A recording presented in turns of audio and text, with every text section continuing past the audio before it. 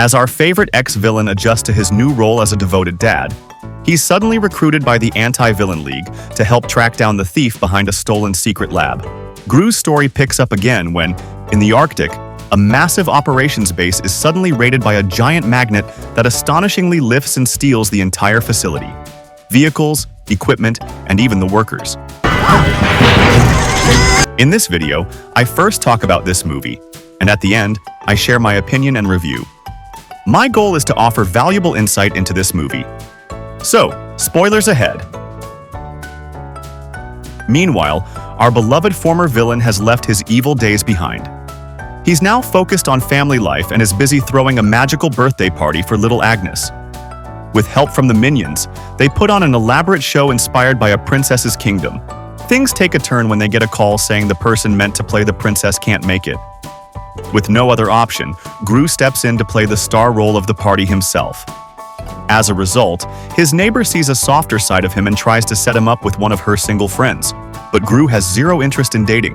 No, get off the limb right now. No limb. Later on, Agent Lucy Wilde shows up and asks Gru to come with her. He refuses and even tries to attack her, but she swiftly overpowers him using her special skills and knocks him out. She then locks him in the trunk of her car. Meanwhile, a couple of minions catch on to what's going on and decide to follow her, determined to rescue their boss. Lucy takes them to a hidden underwater facility where she releases Gru and the two minions. There, she introduces her superior, Silas, the head of the Anti-Villain League, who briefs Gru on the incident that occurred at the Arctic lab. They reveal that the lab was working on a serum named PX41, which triggers transmutation. When injected, it transforms a creature into its most dangerous and evil form, posing a serious threat. They request Gru's assistance, as a former villain, to help study the behavior of whoever is responsible. However, Gru isn't interested in getting involved and chooses to walk away. Just before he leaves, Agent Lucy reveals that she's been keeping an eye on his villainous exploits and was quite impressed. She hands him her card in case he decides to reconsider and arranges a boat to take him back to shore. At home, one of his daughters wonders if he plans to go on a date with their neighbor's friend. This prompts Gru to recall a painful childhood experience when he attempted to ask a girl out, but was ridiculed by everyone, leaving a lasting trauma. Before heading to bed, Gru finds out that his eldest daughter, Margot, is messaging someone, so he begins questioning her, not wanting her to be talking to a boy. It doesn't matter unless it's a boy. If this video made you smile, laugh, or learn something new, then go ahead and click that like button. It really helps us more than you know. Afterwards, he visits the secret lab where the minions are busy producing jelly, which has become Gru's latest business venture. Unfortunately, the jelly tastes terrible, leading to some disorder. Matters become more complicated when Dr. Nefario confesses that he longs for his villainous days and isn't satisfied with making jelly. After receiving a job offer from another place, he chooses to resign. Initially, Gru objects, but eventually agrees to give him a proper farewell through the main entrance.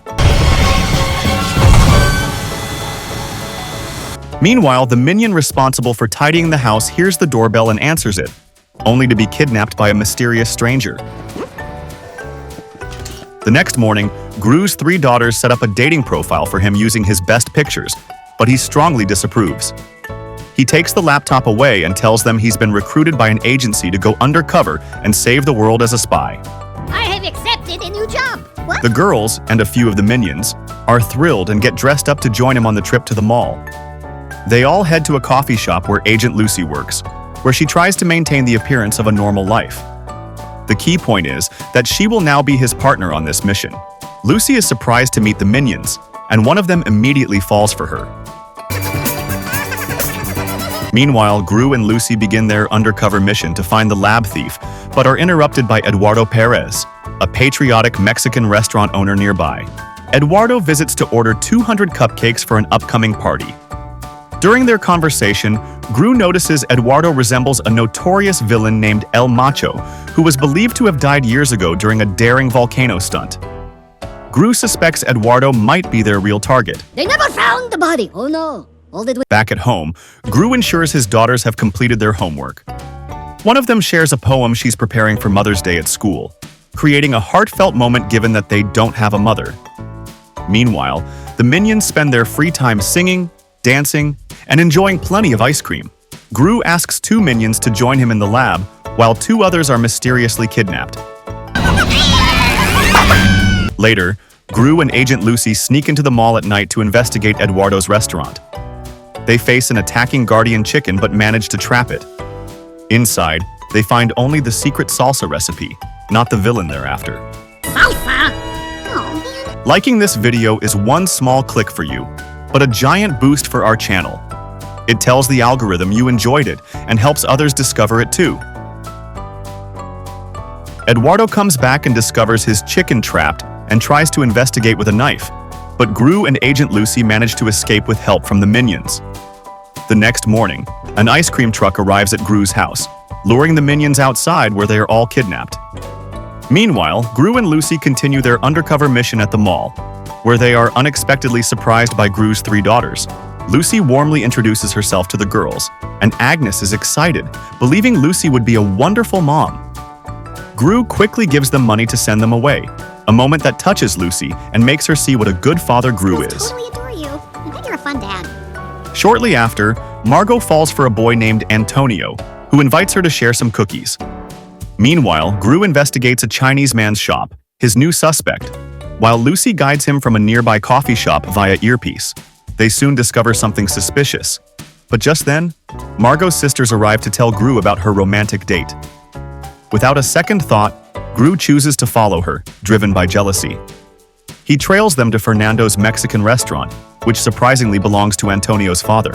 Upon spotting our hero, the watchful chicken begins behaving strangely, prompting Fernando to host a weekend party celebrating the love between 2 And her children. girlfriend and her family to our Cinco de Mayo party. Later, Gru and Lucy meet with the head of the Anti-Villain League, where Gru passionately claims Fernando is El Macho and should be arrested. However, his concerns are dismissed, as they believe he's just trying to keep his daughter away from Antonio. Meanwhile, the minions are stranded on a deserted island, unaware they're being watched by someone mysterious and actually enjoying themselves. Gru notices some minions are missing but assumes they're on vacation.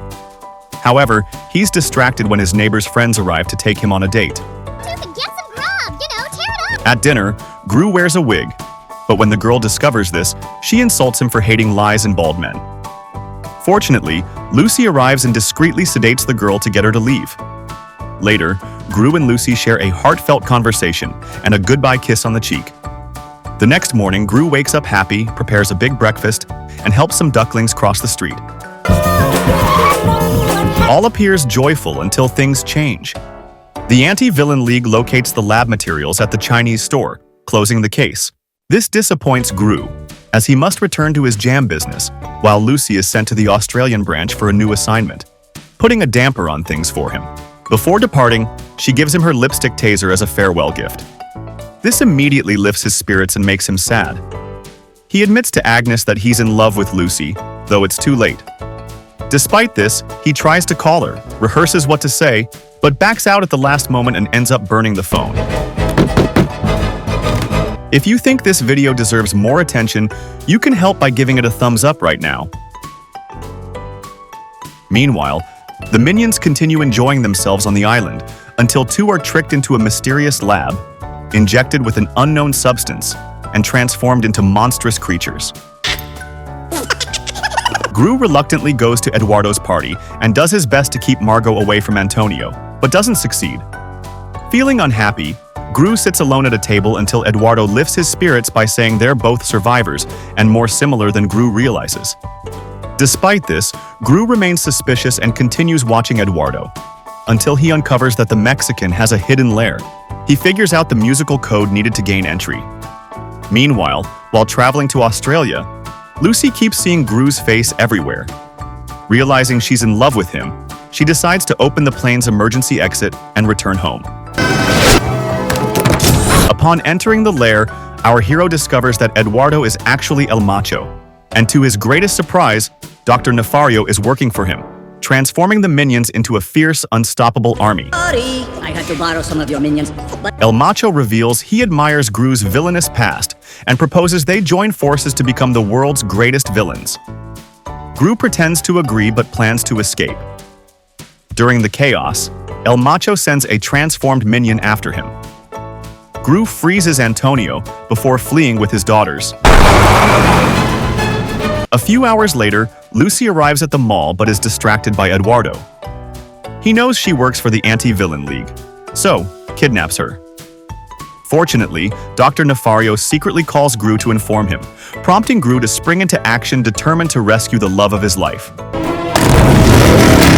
What Gru doesn't realize is that a transformed minion has arrived at his house and is going after his daughters.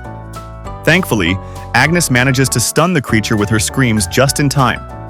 Dr. Nefario then comes to the rescue by using a secret antidote to restore the minion to its normal state, blending it into jam to provide a widespread cure.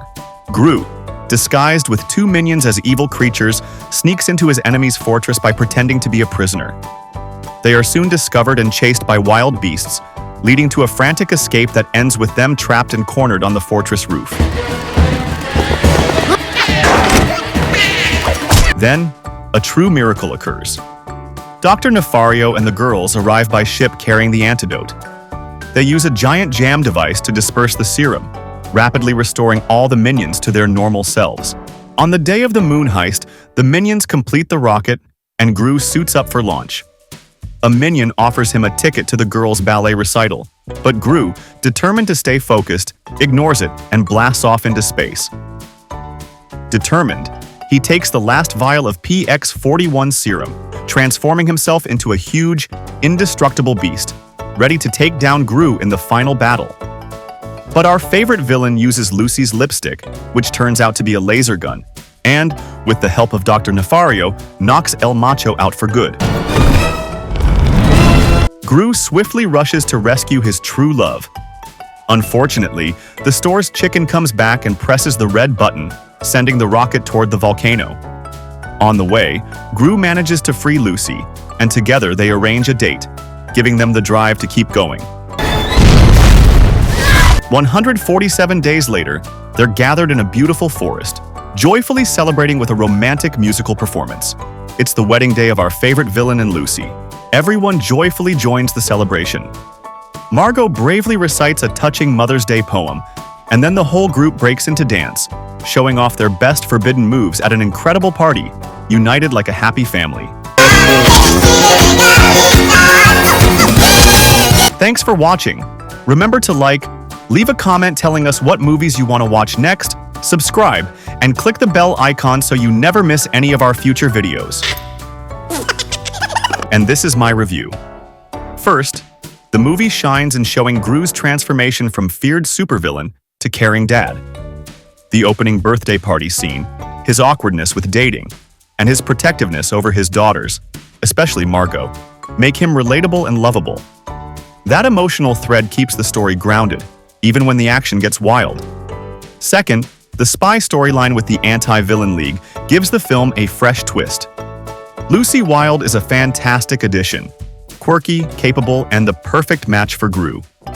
The mix of goofy gadgets, mall stakeouts, and over-the-top villainy from El Macho keeps the pacing snappy. The minions subplot, getting kidnapped and transformed, adds tension without losing the humor, leading to a satisfying finale. Overall, Despicable Me 2 succeeds because it never forgets its heart while delivering colorful action and laugh-out-loud moments. The ending, with Gru and Lucy's wedding, wraps up the romance and family arc beautifully, leaving viewers smiling. It's not just a kids' film. It's a story about love, redemption, and embracing change, all wrapped in Illumination's bright, bouncy style. If you're looking for a lighthearted, colorful adventure that mixes comedy, action, and a surprising amount of heart, Despicable Me 2 is an easy recommendation. It's perfect for families, but adults will find plenty to enjoy too.